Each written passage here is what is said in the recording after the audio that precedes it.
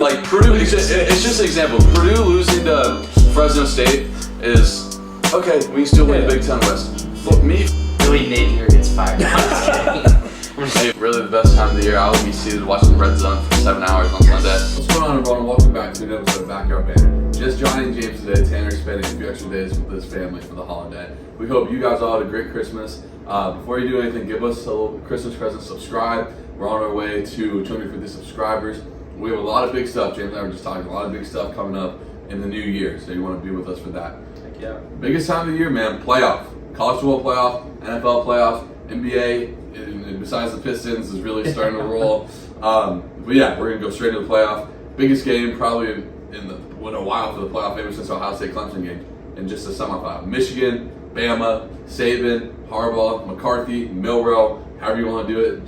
James, I mean, who you got? I don't know. I mean, it was hard. I think preseason, my national championship was this game. It was Michigan versus Bama playing in the Natty. I kind of wish it was that way because my opinion is whoever wins this game wins the Natty. I don't think that's that crazy of a statement to say. I think they're the two best teams in the playoff. It's so hard, right? Because I picked Michigan to win the Natty, and I want to stick with that pick, but you can't ever discredit a team coached by Nick Saban in Alabama, and they got so much talent on all sides of the ball. But you know what? I think Michigan does too. I think this Michigan defense is legit.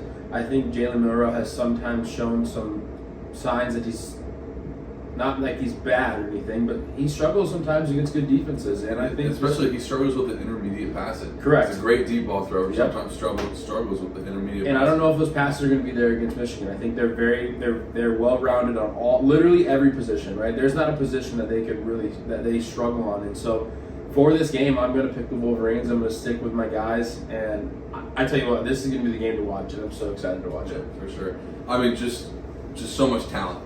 On all, I was thinking about just even the defensive back play. Cooley McKinstry, Will Johnson, who's probably the best corner in the country for Michigan. Yeah. And then you got Caleb Downs, who's a freshman, and probably he's going to be a top pick in a few years. Reminds me a lot of Patrick Surtain a few years ago.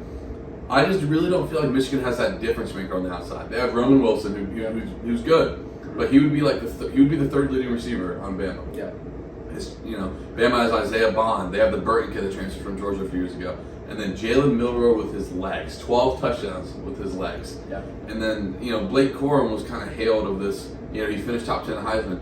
He didn't have that crazy of a year. Jonathan Brooks for Texas had more rushing yards than him in three less games after he tore his ACL. They need a big game out of him. I've been saying it for a while. J.J. McCarthy just doesn't push it over the top for me. He made a few really good throws against Ohio State, but they're kind of winning not because of him. He's a great game manager. I think Milroe has been one of the main factors why Bama has been winning. And Bama's defensive front and offensive front had been miles better the last 6 games. I picked Bama in the preseason win the Natty, just like you picked Michigan. I'm going to stick with Bama, but God, it's going to be so fun. I mean, two elite defenses, 2 elite head coaches, 2, even though I'm not sure I hit on McCarthy, 2 elite quarterbacks. Yeah.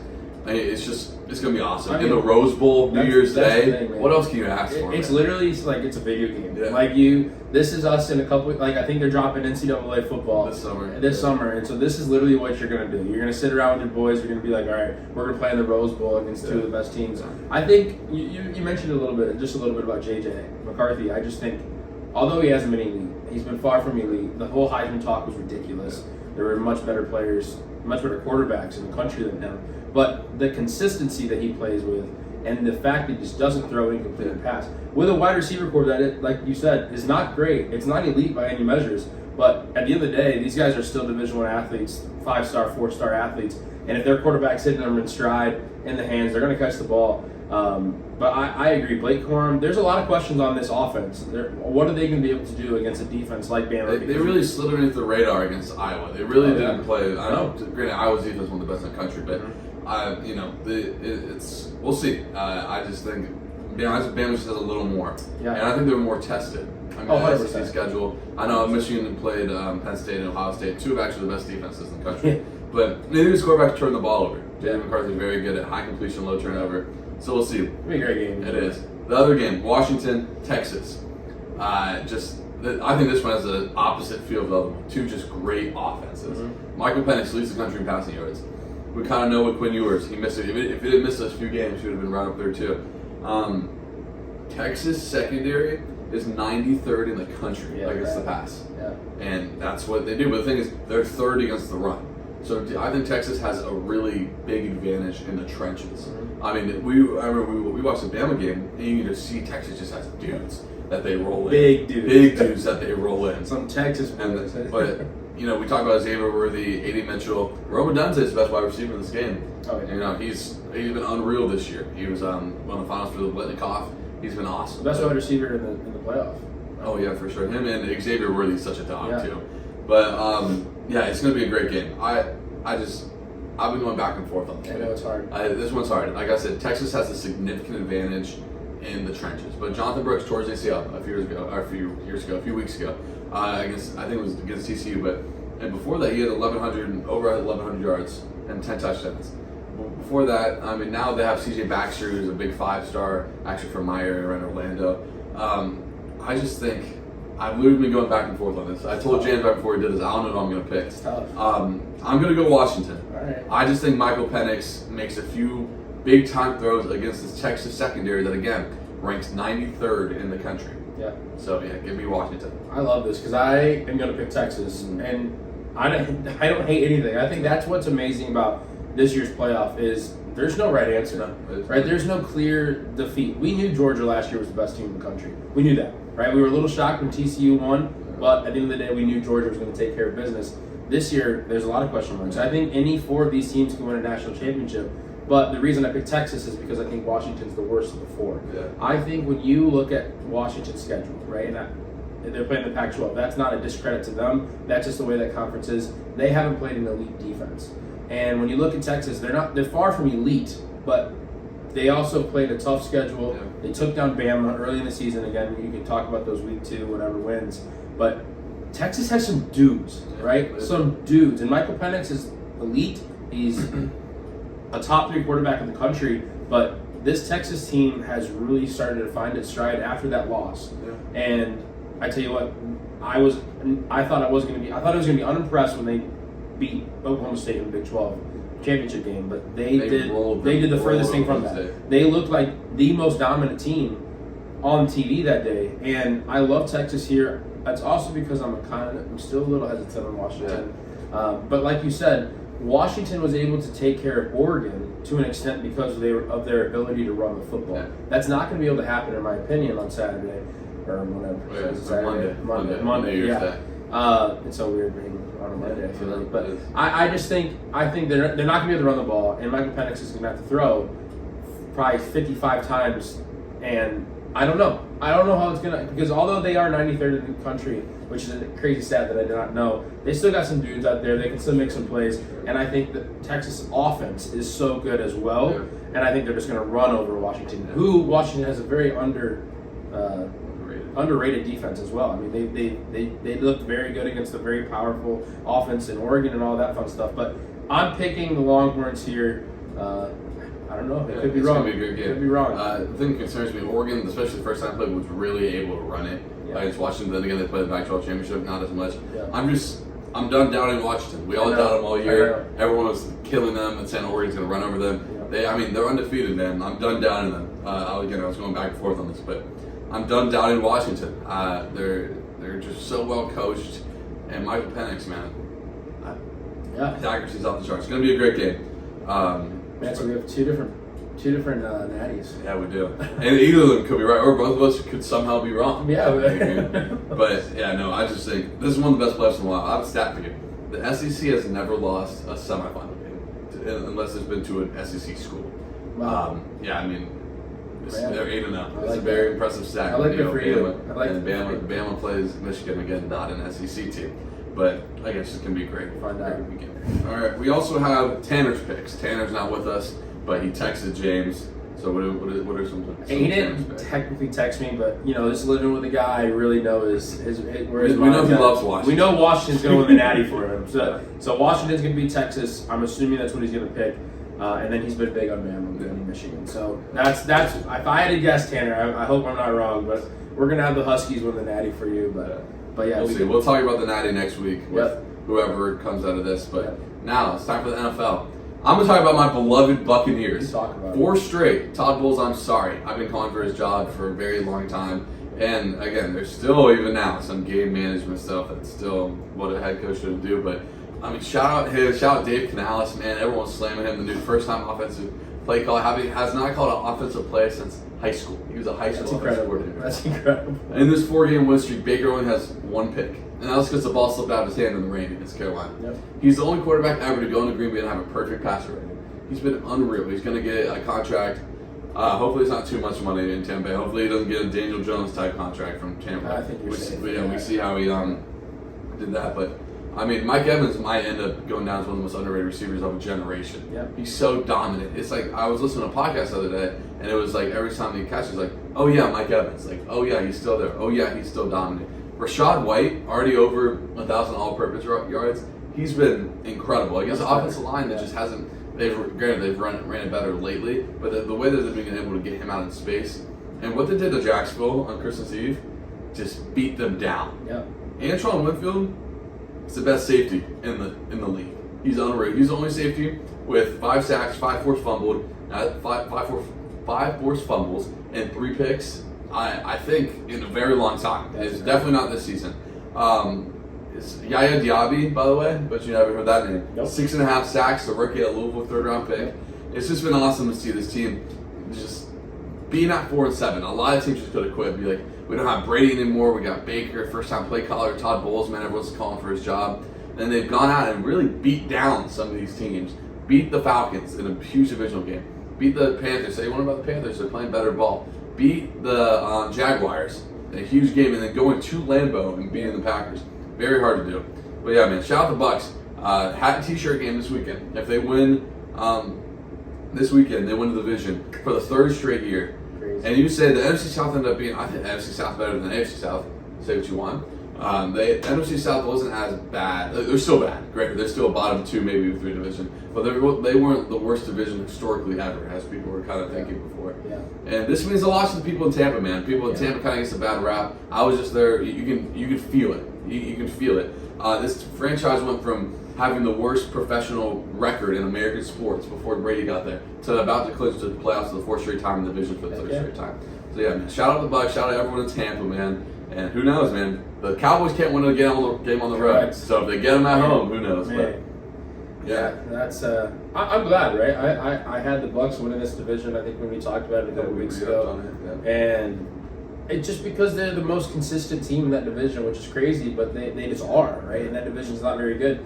There's a lot of divisions this year that aren't very good. AFC South. AFC South. Very good. Even the AFC West with the Chiefs, not very good. No, not very top good. heavy. Yeah. So it's. By the way, talk about that division. Yeah, we're gonna get to the Chiefs. Holy cow! But I guess I'll talk about our beloved Bears here. I'm not gonna ever act like Tanner or anything like that when it comes to the Bears, but I don't even know what to think anymore, right? Because I texted you guys on Christmas Eve. I was watching the game, and like, here it comes again. We're gonna blow it. Oh, right, and we're gonna score a 7-point game. What are we doing? Like, you're up. It's frustrating. It's game management. You've complained about it this year with your team. I've complained about it this year with my team. It's just game management. Like, what are you doing? Like, it just doesn't make any sense. The whole goal is to not give the other team the ball back, let alone when it's a 1-score game. And if we're playing any other team, they're going to go probably score that football. I still have a question mark with Justin Fields, and I'm not wrong for that. No one can ever tell me I'm wrong for having a question mark with Justin Fields. I'm very happy that he's starting to use his legs more, right? He had 100 rushing yards. He threw for 150. The thing is, and I told Tanner this, I said, and of course he thought I was wrong, I said, okay, I've admitted, Justin Fields, I hope will be our quarterback next year. Okay, I hope that. But he can't win us a Super Bowl. Yeah. He's not, as of what I've seen, he's not talented enough to win us a Super Bowl. Well, I think he's talented enough. He has all the tools to potentially. Sure, tools, but every NFL quarterback yet. Has tools. Oh, not Tommy DeVito. Tommy DeVito does not have those tools. Hey. But anyway, I just think I love this team, the defense, right, has been playing very good, much better. So in the offseason, because that's what I'm looking for. I don't care about next week. I don't care about 2 weeks ago. I care about this offseason because it's huge for the Bears. The Bears are in a position that they can win next year. This is the biggest offseason franchise history. They can win next year, right? So the way everything's shaping up, we're going to get the first pick because Carolina sucks, right? So now it's all going to shape up. What are we going to do? What are we going to get for that first pick, right? Because are we going to trade back to 2, to 3, to 4, to 5? Are we going to get Marvin Harrison? Are we going to get, what are we going to get? And that's the question. But I've said it before, Justin Fields being our quarterback next year helps us in that future. Immensely. And he's looked a lot better. I'm never going to discredit a guy for looking better. It's just the inconsistency of Justin Fields in the passing game is very frustrating. I said it, I think last podcast we recorded, he makes the easy plays look hard, and he makes the hard plays look easy. It's a great way to describe it. He's able to make a play that only 2 quarterbacks in the league can make, him and Lamar, right? But then he makes a play that even Tommy DeVito can make, right? With a DJ Moore running up the seam. Like, it's the inconsistency. I think he's 60% completion, which, granted, here's the other thing. Half of those are screen passes, right? So, I think last game he completed 15 out of maybe 30 passes. Half of those are screens, right? So it's just the inconsistency. I blame the coaching, number 1. But I blame Justin Fields' inconsistency play, number 2. But I'm super excited for the offseason. I think this is the offseason to have. Yeah. I don't care about this week. I think we have the Falcons. I'd love for you guys to win. They're awful, right? They're awful. Desmond Ritter is awful. But he's not doing the starting. Yeah, exactly. And then we got the Packers. So, who knows? Yeah. Who knows? If I was the Bears, I'd keep Justin Fields. Yeah. But this is kind of an unprecedented event. We've never seen this kind of quarterback talent coming into a draft.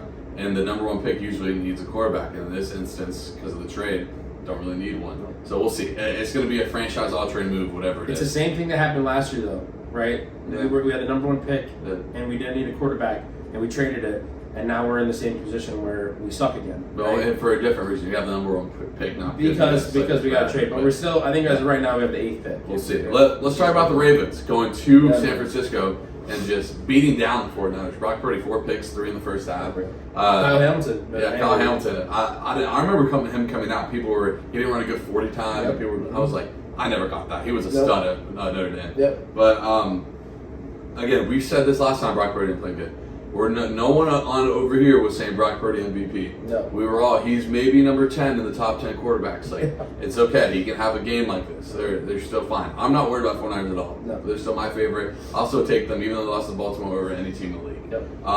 Lamar Jackson, though, we're talking about most valuable player. Not talking about the player with the best stats. Not talking about the player that looks the best. You take Lamar Jackson off that Baltimore team, they are atrocious. They're where the Panthers are. Yeah. And to think, this dude was a free agent. Yep. And Atlanta was like, "Now we're good. Yeah. We're good with what we have." Yeah. And New Orleans said, "Now we'll go with Derek Carr." Yep. How bad is that now? I bet you it hurts. Yeah. I bet you it hurts. Shout out Lamar, man. Probably going to win his second MVP. He was so good. And his top receiver is Zay Flowers. We know Zay Flowers. He went to Boston College. Yeah. Was really good. First round pick. But Zay Flowers would be the 3rd receiver on the Bucs. Would not be a number 1 on many other teams. No. So shout out to Lamar, man. I mean, how many of their running backs? J.K. Dobbins out there. Their last name, the dude that came out of nowhere, the Mitchell kid. Yep. Towards ACL. Yep. Again, it's always freaking Gus Edwards. Yeah. Coming out of the woodwork. Punching it in. Yeah. I mean, that defense is nasty. I think last podcast I think I made the stance that the Ravens were going to win the Super Bowl, and then I think last podcast I took it off. I put it back on. All right, they can win the Super Bowl. This is it. This is it. Because I pretty sure I could be wrong. It's hard to remember everything I've said. I think that game was my Super Bowl prediction. Yeah. I think I might have had Philly. Anyway, regardless, I just think I think they will play again. We'll see. I think they will play again in the Super Bowl. I don't trust the Ravens in the playoffs. Lamar hasn't shown. It's not a question. I don't know if Lamar's won 1 playoff game in his career. But the thing about the Niners, and it was the question mark with me this year, is and knock on wood, they stayed healthy. Yeah. Right? CMC has stayed healthy. And that is such a difference maker. With him on the field, they are so much better. Obviously, he's the best running back in the league. But that Niners team is so legit. Yeah. So legit. They just had a bad game. Bad game. And you know what? Brock Purdy threw 4 picks. A couple of those were tipped. A couple of them were just awful balls. 2 of those were probably on him. Yep. I'm not worried about the 49ers at all. I'm not going to use some of these people that go up and be like, I'm still buying stock. I'll buy more stock. Yeah. If you had to put a gun in my head as who's going to the Super Bowl, I'll still say the 49ers. Yeah. But we'll see. The AFC quarterbacks, or not quarterbacks, the teams at the top just don't look as impressive. Watch out, we'll transition to Buffalo. Buffalo's coming. They can still be the 2 seed. I tell you what, if I'm in the playoffs and you don't want to play Buffalo, and I'm hosting a playoff game, the last thing I want, because like you said, they can still win the division. They can still win their division. I tell you what, Miami plays Baltimore and then Buffalo. Yeah. And that game could be for the division. Unreal. We'll see. We'll talk about Miami real quick. Dallas went down to Miami. First of all, the ratings for that game came out. The highest watched game since the 80s. Since Tom Brady played the undefeated Colts with Peyton Manning. Wow. Highest watched Sunday game. That's in that 325 slot. Insane. But again, Dallas can't win on the road. I said it last episode. They're a glitz and glamour team. They're a Sports Illustrated cover team. They're a Madden team. Yep. And when everything's good, they're rolling. Yep. I don't even think this is necessarily all on Dak. I think Dak's still been pretty good. But God, man, when things get tough, they don't have that grit. They don't have that toughness to go get a big time win. They got dominated in Buffalo, and I sat up here and I called that. I said Buffalo's going to run them. They probably should beat Miami, but regardless, they lost. Yeah, yeah. But I mean, Miami, the AFC is so weird because they don't have a clear-cut team. The Chiefs are so bad. I cannot stand watching the Chiefs. Awful. Patrick Mahomes, all he does is complain. It's like our freaking basketball team. He's a Coach baby. Townsend, if you're watching this, Patrick Mahomes comes off the field, palms up, and it's always yelling, screaming at his people, and it's like, it's a team game. It's so bad to watch. When in recent memory, not even pre-practice, Alex Smith wasn't losing this game at home to the Raiders. And you know what? We all know the Chiefs don't have any weapons. Doesn't matter. They have, but they have won a Patrick Super Bowl Mahomes last year. and they have Patrick. And that's the thing. Does Juju Smith-Schuster make that That's much the difference. There's one guy off the team, Yeah. and it's Juju Smith-Schuster, who's With the pass Juju. down, He's it's Juju. amazing. Like, I mean, he's gonna TikTok dance at the 50, and that's about it. So I just think Travis Kelce needs to break up with Taylor Swift because holy cow, that's really ruined him. He's got to shake that one off. But Patrick Mahomes, at the end of the day, he's still elite, but not right now. Not right now. He's a baby. He's a complainer. It's never his fault. He's yelling at his offensive line when he's just. Again, nothing must be open because he scrambles for 45 seconds, and he's not used to losing. And granted, he doesn't have a good offensive line. He has below average skill position besides Kelce. Yeah. But it's hard to watch. They are having an issue, you can tell, in that locker room. And I don't think they're going to be able to figure it out. We'll see. They're going to have to go on the road in the playoffs. Yep. And, it would be very hard if he gets Patrick Mahomes in the playoffs after what we see. Oh, yeah, 100%. He's going to turn into that Brady effect. 100%. But, yeah, it's been rough. Anyway, some big-time games this weekend. Green Bay at Minnesota. The loser of that's virtually kind of eliminated from the playoffs. Minnesota, TJ Hawkinson out for the year, ACL, MCL. They've just been ravaged, just destroyed by injuries. And it's tough. If Kirk is on that team, man, just different team. Again, we talked about the Saints going to Tampa. Tampa can glitch the division with a win in either of the last 2 games. I'd love to do it at home. Cincinnati going to Kansas City. For my sake, I don't want the Colts, Cincinnati, or any of these teams in the playoffs because I don't want to see Jake Browning or Gardner Minshew in the playoffs. That's just me. I hope CJ Stroud can come back, maybe get Houston in there. I'll tell you what, if Buffalo becomes a wild card, pray for the AFC South champion that Buffalo's going to have to go play. And not to mention, they're going to have to go to Baltimore probably, the 1 seed. We'll see. Baltimore plays. We're getting that Baltimore plays Miami this weekend. We need Buffalo to win this division because it's just going to set up for a better, hopefully set up for a better playoff picture. Yeah, we'll see. The AFC is going to be a bloodbath regardless of how it goes. 100%. Those divisional games, just like last year, going to be so good. It's setting up, and Tom Brady has said it. We've talked about it on this podcast. There's a lot of mediocre football being played right now, but there's still some really dominant football teams. And now those mediocre teams are starting to maybe find their stride, like the Bills, baby. like the Bucks. I mean, hey, like the Bucks, you can't the Bucks can win a playoff game. You can't discredit what they're doing. But there's a lot of question marks with some teams, and some of those teams are some of the best teams, especially in the NFC, with the Cowboys, with the Eagles, which I think they play each other. No, the Cowboys and Eagles, they don't play each other. Okay. Dallas plays Detroit this weekend at home. That's right. Detroit still vying for the 1 seed. Yeah. Detroit can still get the 1 seed. Yeah. Detroit wins out, and a few other things fall their way. They can be the 1 seed. Yeah. Dallas. You're right. Philly. I was speaking. Philly has the easiest schedule. Yeah. I think every team they play has like a 0.3 win percentage. Yeah. They went through the gauntlet of their schedule. But I mean, look, they even struggled against. we'll talk about Philly real quick. They struggled against the Giants. Yeah. And Giants played 4 different quarters. They played Tyrod Taylor and 3, DeVito. Jalen Hurts, man, and I said it a while ago. He was never a top 3 quarterback for me. He got all this hype after the Super Bowl. Deservingly so. Okay. I didn't know what you were saying. That's all right. Deservingly so, but oh my God, he's an above average thrower. Yeah. He has 2 of the best, probably. I take those 1-2 any other 1-2 in the league. And I don't know, Jalen Hurts. Well, we'll see. It's just not the same. They look tired. And their defense. Is not as good. last year. Their secondary is not as good as last year. Yeah. The 49ers are clearly the best team in football, but 100% in the NFC.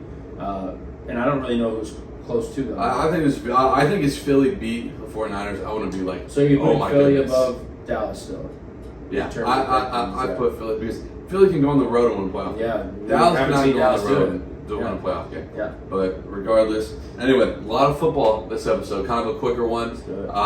Just had to kind of get one out before the new year, before the playoffs. We hope you guys have a very happy new year. Again, if you made it this far, please subscribe. There are big things coming. We're going to have some guests on. We're going to have a new backdrop.